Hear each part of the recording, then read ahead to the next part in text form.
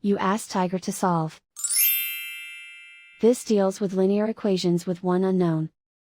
The final result is x equals 13 over 10. Let's solve it step by step.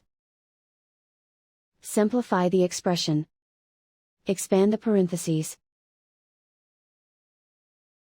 Multiply the coefficients. Simplify the arithmetic.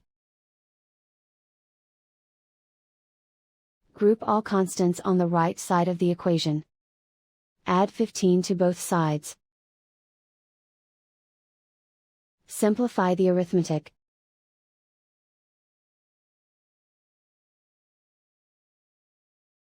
Isolate the x. Divide both sides by 20. Simplify the fraction. Find the greatest common factor of the numerator and denominator. Factor out and cancel the greatest common factor. And so the final result is x equals 13 over 10.